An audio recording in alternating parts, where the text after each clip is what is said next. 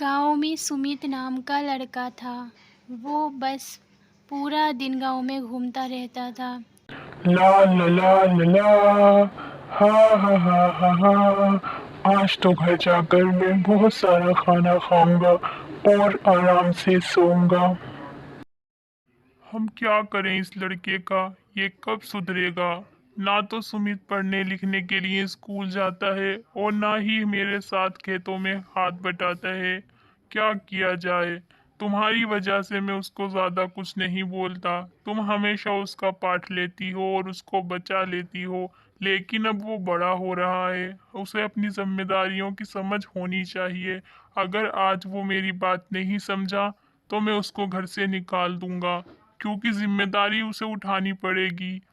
पूरा दिन गांव में घूमता रहता है, आवारागर्दी करता रहता है।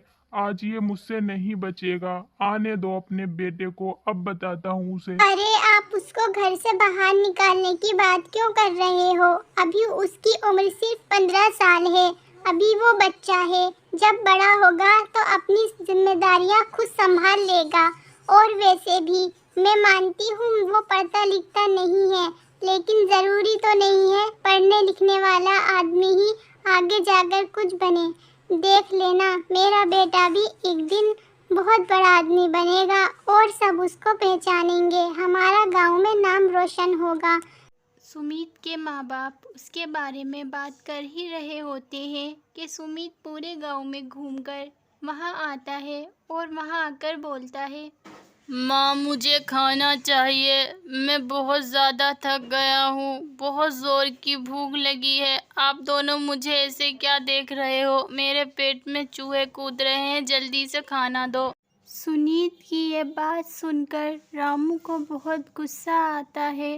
खाने पीने के लिए घर में कुछ नहीं है और ये बाहर से घूमकर खाना चाहिए। काम धंधा कुछ करता नहीं है, निकल जा मेरे घर से अभी। अरे आप रामू को घर से जाने के लिए क्यों बोल रहे हो? अभी आप गुस्से में हो इसलिए ये सब बोल रहे हो। आखिर ये हमारा ही बेटा है, हम इसको ऐसे घर से कैसे निकाल सकते हैं? कहाँ जाएगा ये? अभी इसकी उम्र 15 साल है। कुछ तो दया करो इस पर, ऐसा नहीं बोलो। सीमा रामू को बहुत समझाती है, लेकिन रामू उसकी एक नहीं सुनता।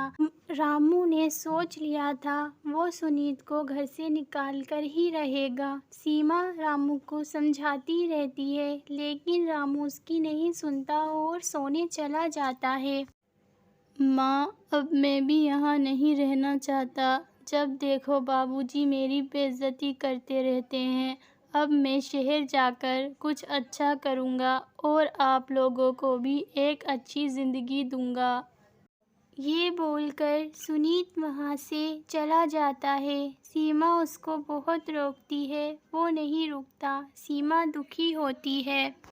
सुनीत शहर आ जाता है और वहाँ के बड़े बड़े घर देखकर सोचता है, मैं भी एक दिन ऐसा ही घर बनाऊंगा और गांव से अपने माँ बापों को यहाँ लाकर एक आलीशान जिंदगी दूंगा।